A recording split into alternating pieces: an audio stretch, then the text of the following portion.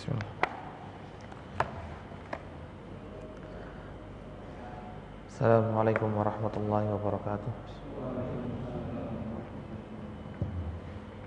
Alhamdulillah hamdan katsiran thayyiban mubarakan fi kama yuhibbu rabbuna wa yarda, asyhadu an la ilaha illallah wahdahu la syarika lah wa asyhadu anna Muhammadan abduhu wa rasuluhu sallallahu ala alihi wa sahbihi wa sallama tasliman mazida amma ba'd. Alhamdulillah, kita lanjutkan pembahasan kita. Tadi salat adalah salat al-maktubah, salat yang wajib 5 rakaat. 5 rakaat, 5 waktu salat. Kalau kita jumlahkan berapa rakaat? Berapa rakaat? 4 kali 3 tambah 3 tambah 2 17 ya, 17 rakaat. 17 rakaat. Ini yang harus kita lakukan. Jadi kita harus memberikan perhatian kita sangat besar kepada 5 waktu salat ini. Lebih kita berikan, bukan kita berikan kepada salat sunnah yang lain. Bukan maksudnya orang yang sholat tarawih itu bukan hebat. Dia telah menyempurnakan Islamnya. Semakin sempurna Islamnya. Tetapi kalau dengan sholat sunnah tersebut akhirnya menyebabkan 5 sholat ini rusak, dia nggak sholat tadi kejadian, nggak sholat isya, maka nggak ada gunanya sholat tarawihnya, nggak ada gunanya sholat tahajudnya, nggak ada gunanya sholat duhanya. Kalau 5 waktu ini dia telantarkan, dia bolong-bolong. Lebih baik bolong-bolong tarawih daripada bolong-bolong 5 waktu sholat. Karena tarawih itu hukumnya sunnah. Kalau 5 waktu sholat ini hukumnya wajib, nggak boleh ditinggalkan. Selama masih ada nyawa di dalam dirinya, maka dia wajib sholat. Dia nggak sholat, nggak bisa berdiri, duduk, nggak bisa duduk berbaring, nggak bisa berbaring memberikan isyarat, maka wajib bagi dia sholat dengan isyarat. Karena syariat satu-satunya syariat yang tidak bisa putus. Beda dengan lain, beda dengan zakat, beda dengan saum, beda dengan haji. Saum bisa gugur, dia cuma hanya bayar fidyah. Bagi orang yang sudah tua renta, yang dia tidak bisa puasa, yang dia pelupa, maka gugur itu saum bagi dia, maka dia bayar fidyah. Zakat, dia orang miskin, maka ada kewajiban zakat baginya. Haji, dia nggak mampu, maka nggak ada kewajiban haji baginya. Tapi untuk sholat tidak ada kata tidak mampu, kecuali nyawanya sudah berpisah dengan jasadnya. Bagaimanapun keadaannya, maka tetap dia wajib selama dia akil, selama dia berakal, walaupun dia tidak bisa menggerakkan tubuhnya, maka tetap bagi dia wajib sholat, walaupun dengan isyarat. Apa sholat yang wajibnya? 5 waktunya: subuh, zuhur, asar, maghrib, isya. Kalau dia mau melakukan sholat sunnah yang lainnya, maka itu menyempurnakan. Makanya Rasul sallallahu alaihi wasallam pernah menyebutkan di dalam sebuah hadis yang sahih, "Wa ma taqarraba ilayya 'abdi bi syai'in ahabba ilayya mimma aftaradtu 'alaihi." Rasul sallallahu alaihi wasallam menyebutkan bahwa Allah Subhanahu wa taala berfirman, berarti hadits qudsi, "Wa ma taqarraba ilayya 'abdin," dan tidaklah ada yang dilakukan oleh seorang hamba mendekatkan dirinya kepada Allah Subhanahu wa taala dengan sesuatu yang lebih aku cintai, yang lebih aku cintai dari mimma aftaradtu alaih, dari apa yang telah aku wajibkan kepadanya. Jadi pertama kali kita kalau mendapatkan kecintaan Allah, ya kita lakukan yang wajibnya. Jangan karena sunnah kita melantarkan yang wajib. Jangan karena hal yang sunnah akhirnya yang wajibnya itu terbengkalai. Enggak. yang wajibnya dilakukan, kemudian kita tambahkan dengan yang sunnah. Jangan dibalik pola pikirnya. Tapi wajibnya harus sempurnakan, kemudian baru tambahkan dengan yang sunnah. Baru setelah itu wa ma yazalu 'abdi yataqarrabu ilayya bin nawafil hatta uhibbah. Baru Allah Subhanahu wa taala menyebutkan, dan senantiasa dia melakukan ibadah kepadaku dengan ibadah-ibadah sunnah, ditambah dengan ibadah-ibadah sunnah sampai aku mencintai dia dengan kecintaan yang besar. Dengan kecintaan yang besar, maka sebutkan nanti panjangnya bahwa Allah Subhanahu wa taala akan mencintainya. Maka kita harus tahu di sini salat di sini adalah salat al-maktubah. Bagaimana juga ditafsirkan oleh Rasul sallallahu alaihi wasallam di dalam hadis-hadis yang lainnya. Ini salat maktubah. Kemudian yang ketiga, rukun Islam yang ketiga az-zakat. Maka zakat apa? Di sini sering manusia keliru. Setelah tadi keliru mungkin di salat, di sini pun ada keliru. Zakat apa? Minimal yang harus kita lakukan. Zakat apa?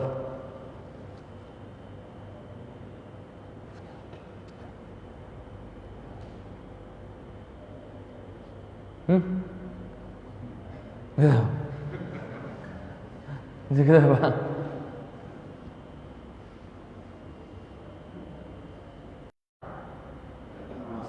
Atau sedekah?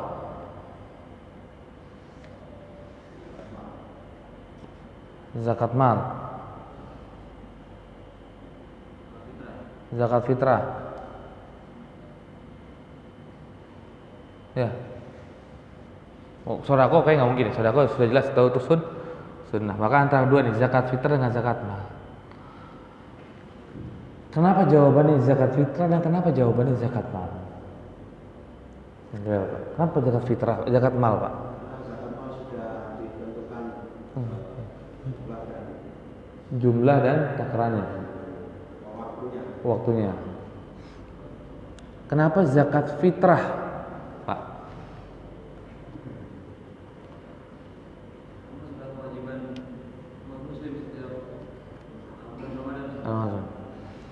Nah, di sini yang sering kita terjadi sebuah keliru.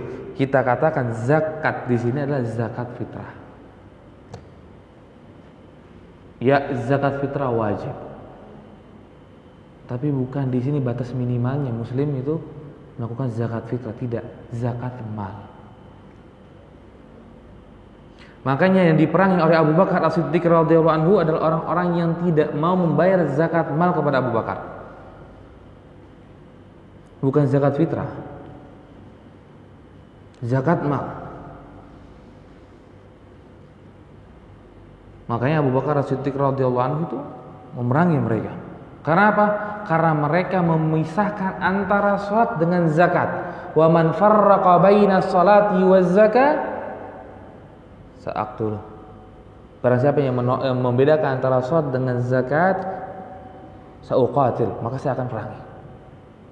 Saya akan perangi. Karena di dalam ayat atau dalam hadis itu senantiasa Allah gandengkan antara sholat dengan zakat. Ketika ada orang yang memisahkan, oh sholat itu yang wajib, zakat itu enggak wajib,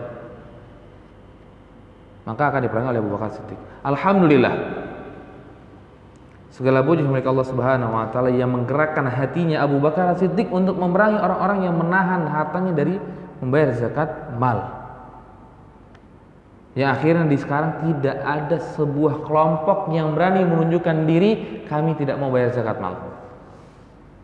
Adanya mereka tidak mau nggak bayar zakat mal saja, tapi tidak akan mendirikan sebuah bendera, kami tidak mau bayar zakat mal. Tidak ada. Alhamdulillah.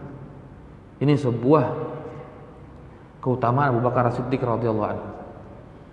Ya, karena ketika itu Abu Bakar, kalau kita lihat dalam sejarah, nggak ada yang membantu. Tidak ada yang setuju dengan pendapatnya Abu Bakar harus memerangi orang-orang yang tidak mau bayar zakat mal. Bahkan Umar sendiri nggak mau. Jangan. Apakah engkau ingin memerangi orang yang telah berkata la ilaha illallah? Maka Abu Bakar As-Siddiq radhiyallahu anhu berkata, saya akan perangi orang yang memisahkan antara zakat dengan sholat. Maka tahunya datanglah sebuah hadis dari Abdullah bin Umar atau datang hadis dari Abu Hurairah radhiyallahu anhu bahwa sungguhnya Rasulullah SAW itu memberitakan man asama minni, ketika dia siapa aja yang maksum dariku ketika dia telah melakukan salat zakat dimasukkan oleh Rasul sallallahu alaihi wasallam. Maka orang yang menahan zakat ketika dia membuat sebuah komunitas, kami ada orang-orang yang menahan zakat, tidak mau memberikan zakat, maka itu boleh diperangi mereka. Boleh diperangi sebagaimana Abu Bakar Siddiq radhiyallahu anhu. Tapi alhamdulillah segala puji milik Allah Subhanahu wa taala, kelompok tersebut tidak ada. Walaupun pelakunya ada. Ada orang-orang yang enggak mau bayar zakat mal. Tapi mereka enggak membuat sebuah kelompok. Kalau dulu sampai membuat kelompok, kami mani'uz zakah. Maka ada di sana golongan orang-orang mani'uz zakah. Jangan diketahui. Kalau sekarang kan ada orang yang kaya tapi nggak bayar zakat, tapi nggak diketahui. Ya, nggak diketahui. Kalau dulu tuh kalau kita bayar zakat tuh pasti manusia tahu. Apalagi kalau zakat kita berbentuknya peternakan. Apalagi kalau seandainya zakat kita berbentuknya pertanian, pasti akan tahu. Karena yang dizakati itu hewannya, yang dizakati hasil tumbuhannya, tanamannya. Jadi nanam padi maka padinya yang diberikan. Nah kalau sekarang kan kita semua kadang bentuknya uang, semua. Maka zakat di sini seminimalnya kita bayar zakat mal. Tapi bukan mewajibkan kita harus kaya, karena kita tahu zakat mal hanya untuk orang kaya. Jadi kita kaya nggak wajib, kaya tidak wajib. Tapi ketika kita kaya wajib kita tunaikan zakat. Ketika kita tidak kaya, wajib kita imani zakat mal adalah sebuah hal yang wajib yang telah diberikan oleh Allah Subhanahu wa taala kepada kita. Kita imani, kita yakin zakat mal. Zakat fitrah juga hukumnya wajib. Bahkan lebih umum zakat fitrah daripada zakat mal, karena zakat mal untuk orang-orang khusus. Tapi zakat fitrah ini untuk seluruh manusia kecuali hanya orang miskin dan fakir. Ketika dia mampu untuk makan pada hari Id, maka dia juga harus mengeluarkan zakatnya.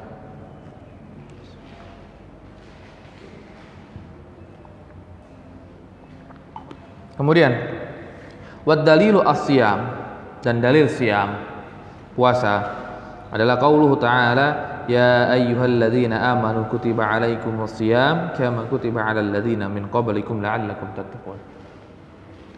Di sini Allah Subhanahu wa taala menyebutkan dalam surat Al-Baqarah, wahai orang-orang beriman, telah kami wajibkan kepada kalian itu puasa sebagaimana kami wajibkan kepada orang-orang sebelum kalian, supaya kalian itu bertakwa. Di sini Allah Subhanahu wa taala menyebutkan wajibkan kepada kalian sebagaimana umat sebelumnya diwajibkan puasa. Tapi di sini penyamaan di sini Allah Subhanahu wa taala dalam kewajiban puasa ini tentang permasalahan hukum wajibnya, bukan kaifiyah saumnya. Karena kaifiyah saum dan waktu saum itu berbeda. Berbeda-beda antara nabi. Mereka itu ada beda-beda. Dan wajibnya Nabi Ismail saum itu cuma hanya saum Asyura nanti. Di syariat Nabi Ismail hanya wajib saum Asyura. Tapi kalau di kita yang wajibnya apa? Saum Ramadan. Saum Ramadan. Nah ini dia saum Ramadan. Kadang kita bermudah-mudahan untuk mengambil rukhsah tidak puasa di bulan Ramadan timbang kita puasa. Safar kita, ya safar memang boleh untuk buka puasa. Taunya safarnya nggak dari awal waktu, safar dari pertengahan jam 10. Yang seharusnya bagi dia kalau seandainya kita bersafar bukan di awal sahur, kita wajib puasa di hari itu. Ketika kita jalan safar, maka nanti setelah safar diperbolehkan berbuka. Bukan kita bukanya dari awal. Kecuali memang kita safarnya dari jam 3, jam 4. Kita kan belum musafir kan? Udah musafir belum? Kita mau jalan misalkan ke Surabaya, nanti kereta jam 10.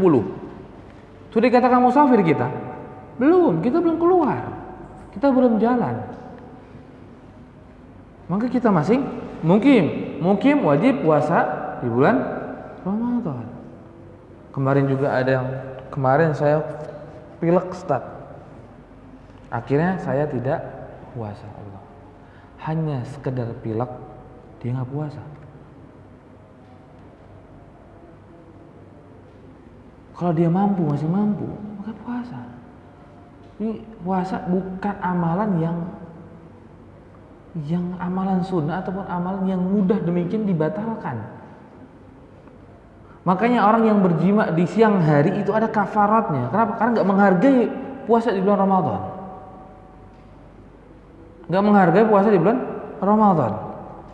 Nah sekarang kita kadang gampang sekali dan kadang menganggap itu ada sebuah rukhsah yang telah diberikan oleh Allah Subhanahu wa taala. Sebetulnya belum dikategorikan dia sedang mendapatkan rukhsah. Jadi sakitnya cuma flu, cuma ingusan. Bukan ingusan yang berat, ingusan biasa, batuk. Bukan batuk berat, batuk biasa. Akhirnya dia nggak puasa. Akhirnya dia nggak puasa. Maka kita harus perhatikan ini adalah sebuah amalan yang masuk ke dalam rukun Islam. Kita harus memberikan perhatian yang besar.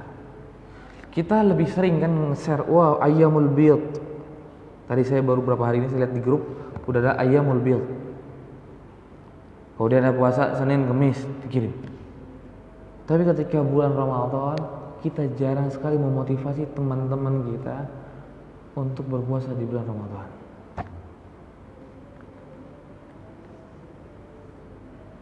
Sebetulnya kalau kita mau jujur, di tahun Ramadan kemarin ataupun tahun-tahun kita sekarang ini, orang-orang yang berpuasa bulan Ramadan itu hampir banyak yang mulai terang-terangan tidak berpuasa. Maka sampai ada slogan, hargailah atau hormati toleransi kepada orang yang tidak puasa. Sampai ada perkataan tersebut di 2 Ramadan yang belakang. Yang seharusnya mereka hargai dan toleransi kepada kita yang puasa. Jangan makan dan jangan minum. Dan yang bikin sakit hati yang melakukannya tersebut adalah orang muslim. Dia nggak puasa, dia makan secara terang-terangan. Ini kan membuat kemunduran yang sangat besar rukun Islam. Rukun Islam puasa di bulan Ramadan itu rukun Islam. Batas minimal seorang muslim harus lakukan. Tapi kita kadang ini sangat, ya Allah, tidak sekali, sama sekali di masyarakat kita sebagian orang ada yang tidak menghargai bulan Ramadan. Dia tidak menghargai puasa di bulan Ramadan dengan penghargaan yang sangat baik. Dengan penghargaan yang sangat baik. Maka kita harus berikan perhatian kita yang baik setelah kita mengetahui rukun Islam ini yang baik. Setelah kita tahu mana yang wajib, mana yang sunnah, maka wajib bagi kita memberikan perhatian lebih. Yang pertama adalah kepada wajib, kemudian setelah itu kepada yang sunnah. Kemudian kepada yang sunnah. Kemudian setelah itu wadalilul hajj, dan dalil haji. Qauluhu ta'ala, firman Allah Subhanahu wa ta'ala, walillahi 'alan nasi hajjul baiti man istata'a ilaihi sabila.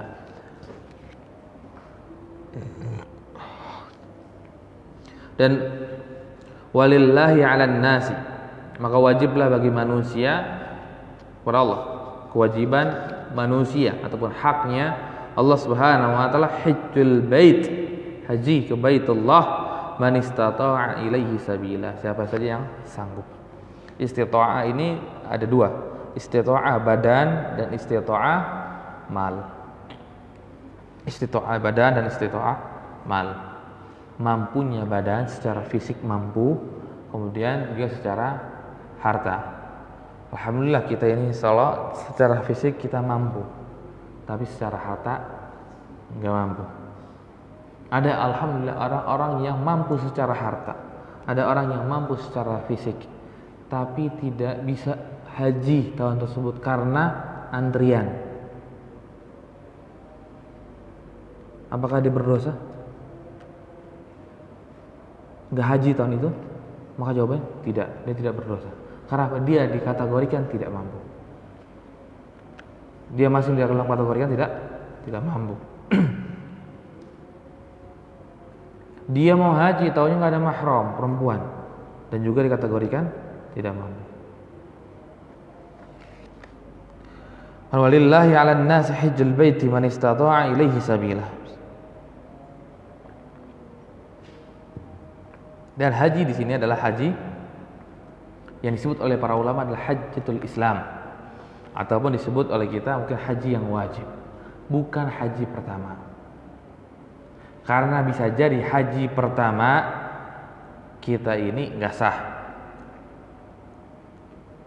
Jadi ada yang haji taunya dia itu sebelum tahallul pertama berjima dengan istrinya, maka batal haji. Karena termasuk pembatal haji adalah orang yang berjima dengan istrinya sebelum tahallul pertama, atau dia nggak wukuf di Arafah. Dia nggak wukuf di Arafah tanpa ada alasan yang syar'i, maka juga hajinya batal. Maka bagi dia masih wajib bagi dia berhaji, belum lepas guguran, belum gugur kewajiban haji baginya. Atau juga bagi anak-anak yang telah ikut haji bersama ibunya atau bersama bapaknya. Karena zaman dulu beda dengan zaman kita sekarang. Zaman kita sekarang mungkin kita bisa nitip ke orang, dan juga haji cuma sebentar, paling cuma 40 hari lah paling lama ya haji kalau dari Indonesia. Tapi kalau dulu itu haji nggak 40 hari, bisa berbulan-bulan.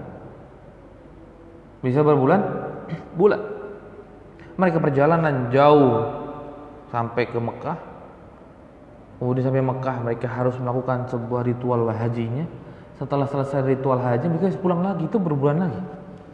Bahkan kalau nggak salah dulu tuh kita ketika pakai kapal itu minimal 3 bulanan, bahkan bisa jadi sampai 6 bulan. Dan bahkan banyak juga di antara kita yang haji habis perbekalan di Mekah, orang Indonesia, dan akhirnya belajar di Mekah dan juga mencari uang supaya bisa pulang. Banyak kejadian demikian. Maka haji dulu itu lama. Maka mereka itu nggak tega kalau meninggalkan anaknya di kampung. Maka dibawa. Ketika dibawa, kemudian dia juga dipakaikan ihram dan dia bisa ngomong, yang umur 4 tahun, akhirnya dia ngomong labbaik Allahumma hajjan wa umratan misalkan, kalau tamattu.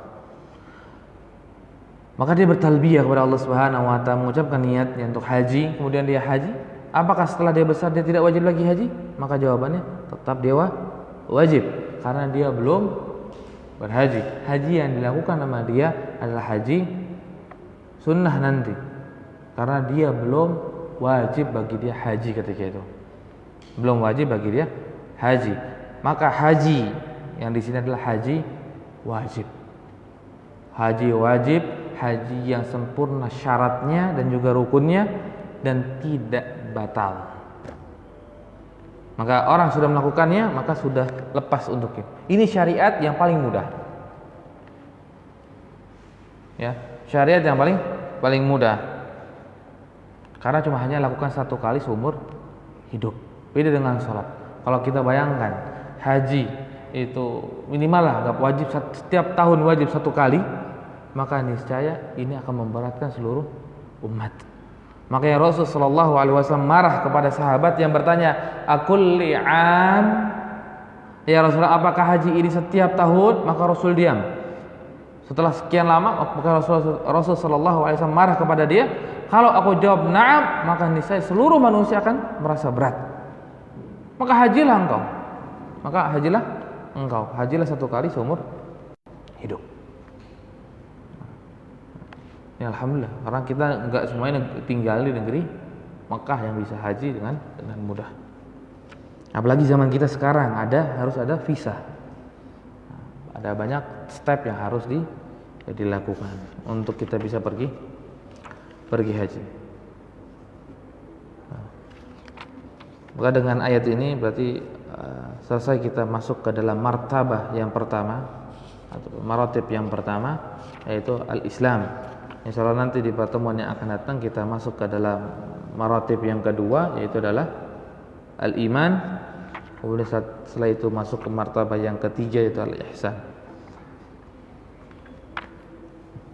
Mungkin sebelum ditutup ada pertanyaan yang ingin ditanyakan.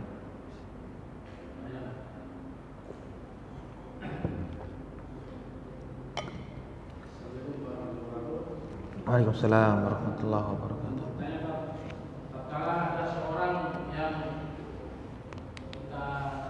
kita tidak pernah menjumpai dia sholat, bahkan mungkin dari raya sudah ke masjid, atau kita kan nggak mungkin dulu sampai ke rumahnya dia sholat, kita kan nggak mungkin ya. Itu nanti pas meninggal tuh sholatnya juga sudah. Tanya sama keluarganya. Dia sholat tidak? Tanya sama keluarganya bagaimana dia sholat tidak lima waktunya. Kalau jawabannya tidak, dia tidak pernah sholat, maka nggak sholatkan. Tapi kalau dia sholat, maka kita sholatkan.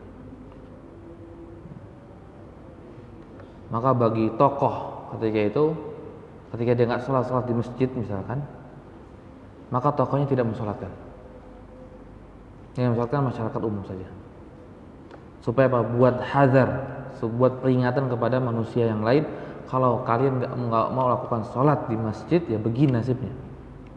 Supaya semangat orang-orang itu sholat di masjid. Tapi untuk kita yang lainnya, itu mensholatkan dia. Kalau dia sholat.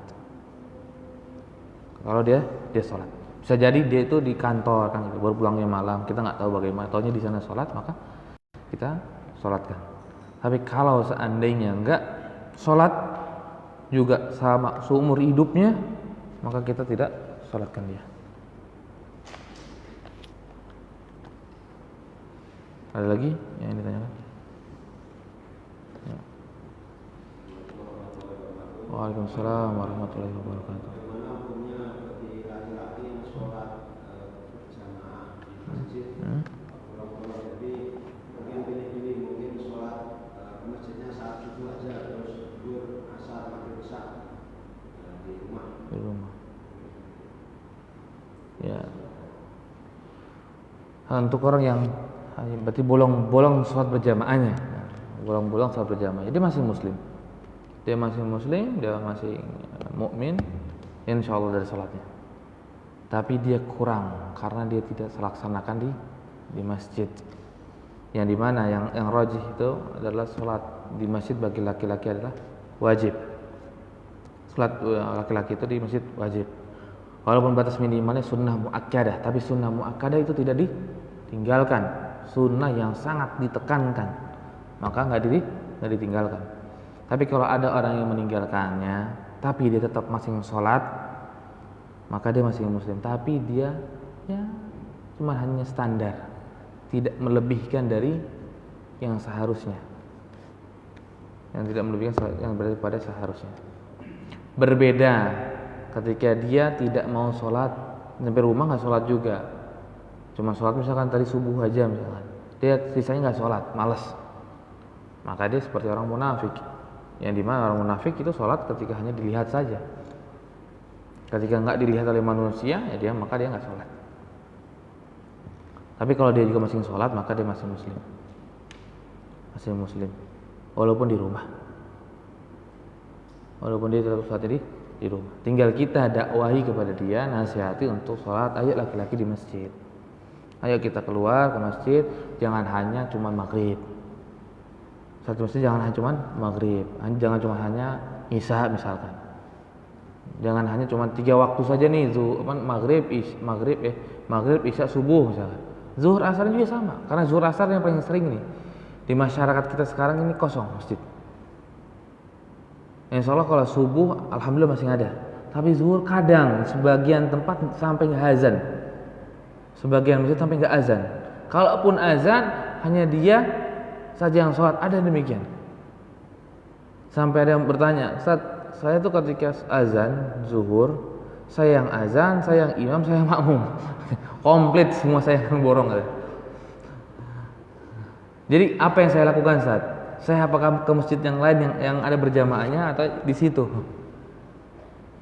Berarti sangat miris kita ini, kadang cuma 3 waktu ini yang benar-benar, bahkan ada lagi yang cuma hanya maghrib saja yang rame, isyanya sudah mulai tipis. Apalagi subuhnya. Maka tugas kita yang ada di daerah sini untuk senantiasa menasihati, mengajak, membimbing mereka semuanya untuk sholat ke masjid. Kalau kita butuh dengan surat undangan, kita harus bikin surat undangan dari DKM, surat undangan kepada orang-orang yang jarang sholat ke masjid, bikin. Mau lebih bagus bikin seperti undangan nikah, silakan. Kita bikin. Untuk apa? Sholat 5 waktu di masjid. Kita gampang, mudah ataupun sering kita bangga, senang dengan undangan pernikahan, maka sekarang kita ganti undangan pernikahan itu dengan undangan sholat 5 waktu di masjid. Supaya kaum muslim ini semua sadar, ketika semuanya kita di masjid, semua kita akan kuat. Ada lagi? Waalaikumsalam warahmatullahi wabarakatuh. Ini kalau di kalangan teman-teman masih antara sholat pada waktu Ramadan itu kebanyakan rajin puasa Ramadan daripada sholatnya. Ini juga bang, problem kita ya. Dia puasa Ramadan tapi nggak sholat. Ya. Rukun Islam yang lebih dahulu itu adalah sholat dulu, baru puasa di bulan Ramadan. Bahkan bulan puasa di bulan Ramadan tadi kita sudah sebutkan ada yang gugur baginya dari melaksanakan sholat puasanya. Seperti tadi orang-orang penyakit yang demikian. Di sini ada sekarang fenomena yang sangat menakjubkan ya, sangat yang mengherankan. Kaum muslimin sekarang itu ada yang mereka puasa tapi mereka tidak sholat. Ini mereka berarti tertipu dengan puasanya. Tertipu dengan puasa. Berarti dia nggak puasa karena Allah. Berarti dia nggak puasa kepada Allah Subhanahu Wa Taala. Ketika dia puasa karena Allah, pasti dia akan melaksanakan kewajiban yang lebih daripada itu. Itu sholat. Sholatnya ditinggalkan, puasanya iya. Karena apa? Mau bukber sama temen. Masa saya nggak puasa? Malu lah. Orang-orang yang tertipu ini. Orang-orang yang tertipu. Seharusnya dia perhatikan sholatnya dan dia perhatikan saumnya. Jangan dia pilih saum meninggalkan sholat, enggak. Orang-orang demikian ini banyak orang tertipu.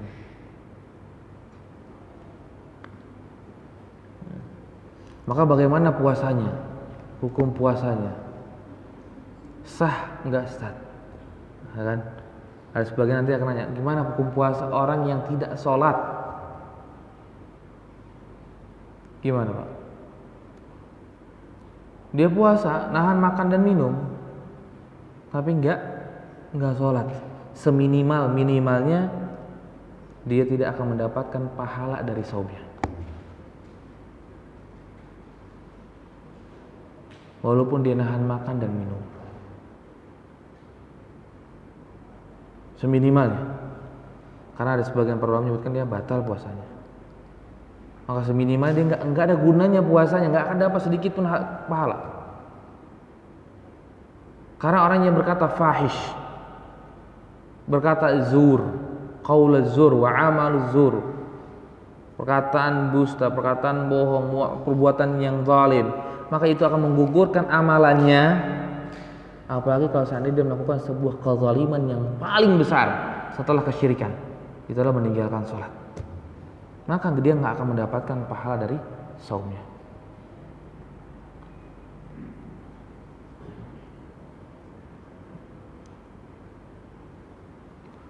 Ada lagi yang ditanyakan? Masalah zakat mal tadi. Iya. Sekarang ada fenomena zakat pendapatan gaji. Oh gaji, bukan zakat profesi. Profesional. Bukan profesi. Nah, iya. Sedangkan nggak satu ini mencukupi tapi dipotong 20%. 20. Kalau 25%, masya Allah, wah, habis duit kita. Nggak disunahkan. Tidak ada sunnah dan tidak ada syariatnya zakat profesi. Misalkan itu perintah dari misalkan Udah terpotong otomatis. udah sih nggak ada potongan itu termasuk mana? Enggak, maksudnya perintahnya situ terpotong atau enggak? Enggak. Cuma hiburan aja. Oh, berarti ya udah kita nggak lakukan. Misalkan profesi 2,5% dari gaji. Ya, nggak perlu kita taati. Karena itu bukan sebuah syariat yang diperintahkan oleh Allah Subhanahu wa taala. Kalau seandainya ada zakat profesi, enggak ada zakat profesi, ada sedekah, silakan sedekah. Dan sedekah tidak dibatasi 2,5%. Bisa lebih. Bisa 5%, bisa 10%, bisa 25%, bisa setengahnya, dan bahkan bisa semuanya.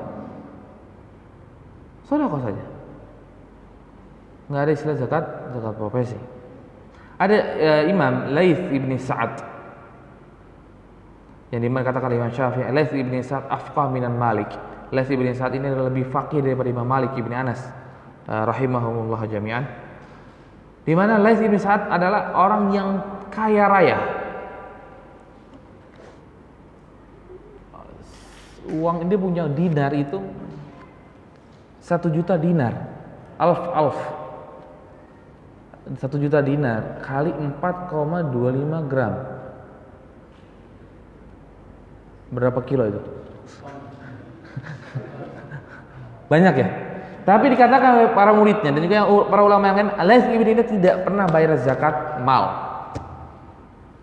Kenapa? Karena senantiasa uangnya habis disedekahkan. Sedekahkan kepada ahlul ilmi, sedekahkan kepada thalabul ilmi. Habis uangnya. Ketika waktu bayar zakat, tohnya uangnya tidak sampai nisab. Laits bin Sa'ad. Maka silakan kita sedekah. Kalau kita mau menghimbau orang itu silakan himbau dengan sedekah, bukan dengan zakat profesi, karena nggak ada. Yang ada zakat mal. Itu hitungannya setahun. Hitungannya 1 tahun. Dan nisabnya juga harus ada nisabnya. Nisabnya ada 20 dinar. Berarti 4,25 kali 20 itu berapa gram?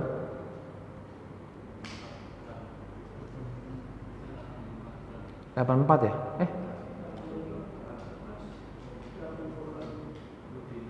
80 graman lah ya. Ya, apa ini ada HP ya? 88. 20 kali 4,25. 20 kali 4,25. 85 gram. Tinggal dikalikan 85 gram kali emas sekarang. Emasnya 24 karat, bukan emas perhiasan. Kemarin saya baru nanya emas perhiasan itu 700-an. Tapi kalau emas 24 karat itu beda harganya. Maka dikalikan dengan emas 24 karat. Anggap aja 900. Maka 76.500.000 kalau 900 emasnya, tapi 900 lebih kalau nggak salah. 76.500.000. Kalau kita punya uang segitu baru kita bayar zakat mal. Tapi itu pun tunggu 1 tahun. Uangnya berkurang nggak dari nisab itu. Kalau sempat berkurang maka putus. Dia punya 90 juta. Tanggal berapa sekarang? Tanggal 14 Zulhijjah, hitungannya Hijriyah ya, jangan Masehi. 14 Zulhijjah, punya uang 90 juta. Janganlah, kecil lah 90 juta, 900 juta lah. Punya uang 900 juta. Qadarullah di bulan Safar uangnya habis. Karena dia itu daftar haji misalkan. dan dia mau hajinya haji pada tahun itu, haji furoda. Dia daftarkan untuk dirinya dan istrinya. Habis 700 juta. Berarti 900 kurang 700 kurang tinggal 200. Kemudian 150-nya dia belikan hal yang lain misalnya. Tinggal 50 juta. Maka apa? Kata saya itu dia telah batal untuk membayar zakat mal di tahun 14 Zulhijjah tahun 1445. Kalau sudah sampai nisab lagi baru dihitung lagi pada hari itu. Maka setahun kalau seandainya dia gagal, terus ulang lagi. Dia diulang lagi. Ya. Sebenarnya Islam itu sangat baik, ya. Menarik kepada kaum muslimin itu enggak gila-gilaan ya. Bahkan kalau seandainya dia sempat turun, maka turun, drop udah. Enggak ada kewajiban bagi dia bayar. Bangkrut misalkan, enggak ada istilahnya untuk bayar zakat mal, habis uang hartanya, maka sudah. Beda kita dengan aturan-aturan yang lain seperti pajak yang tetap kita wajib bayar pajaknya walaupun kita dalam keadaan jatuh. Ada lagi? Kalau beda antara swasta atau institusi pemerintahan. Kalau swasta mungkin ada sekadar himbauan yang kita bisa pilih untuk pendataan atau tidak. Kalau pemerintahan kan wajib atau dalam artian sudah ikut sistem Langsung dipotong otomatis. otomatis.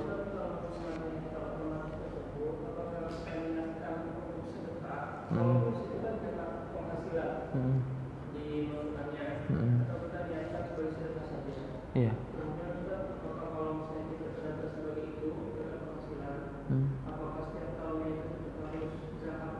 Oh iya. Pertama tadi zakat penghasilan ketika itu terpotong otomatis ya. Kita niatkan sedekah, jangan niatkan zakat penghasilan. Niatkan sedekah yang sudah terpotong otomatis. Kemudian apakah setelah kita juga sudah setiap bulan dipotong? Apakah nanti setahun kemudian kalau kita memang sudah waktunya nisabnya dan juga udah haul setahun, maka juga wajib bagi dia bayar zakat karena dia belum bayar zakat. Maka hitungan zakat mal ini banyak. Harta yang kita simpan di bank itu pun nanti ada zakatnya kalau sudah sampai nisab. Kecuali hal-hal yang kita gunakan untuk pribadi seperti rumah, mobil, motor. Kalau kita pakai untuk urusan pribadi bukan masalah bisnis, itu maka pribadi nggak kena, nggak ada zakat malnya. Kita punya mobilnya apa? Mobil Alphard, mobil Kaila aja itu sudah bayar ya, sudah kena 100 jutaan, apalagi Alphard gitu. Tapi apa digunakannya? Untuk keperluan saya pribadi. Saya untuk kerja, saya untuk jalan-jalan sama keluarga. Maka walaupun mahal demikian Alphard, maka tidak ada kewajiban bagi dia zakat malnya dari harta Alphardnya. Alphardnya nggak dihitung harta yang dikeluarkan nanti. Kecuali Alphardnya saya beli Alphard ini untuk bisnis. Alphard berbisnis, berarti masuk hitungan zakat mal. Taunya Alphard 1M, tulis 1M. Nanti apalagi modalnya sekian, untungnya sekian, dihitung semuanya, dikalkulasikan, kemudian nanti dia 2 kali 2,5% zakatnya. Dan juga masya Allah Islam sedikit sekali 2,5% ya untuk zakat tijar atau zakat mal. Ini sebuah kemudahan yang Allah Subhanahu wa taala berikan. Ada lagi? Ya.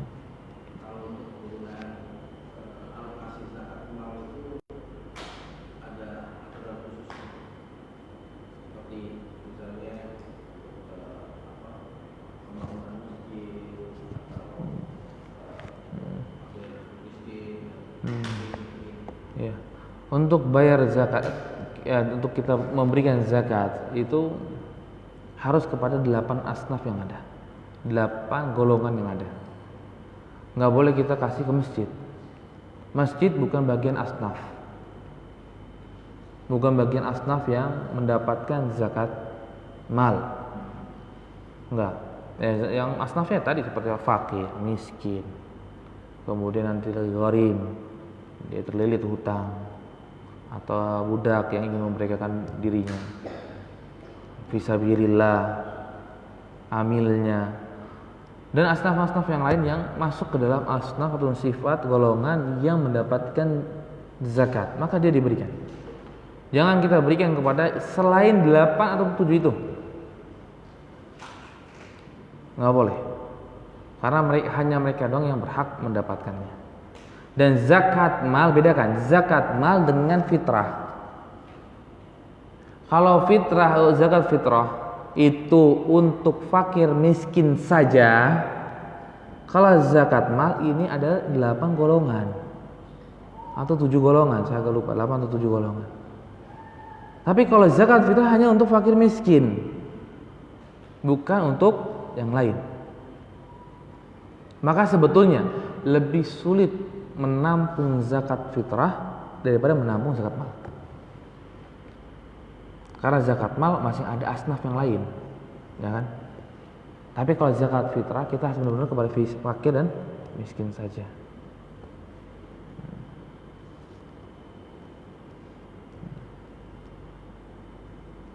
Ada lagi yang ditanyakan? Ya dari syukurnya barakallahu fikum, mudah-mudahan bermanfaat apa yang disampaikan. Assalamualaikum warahmatullahi wabarakatuh.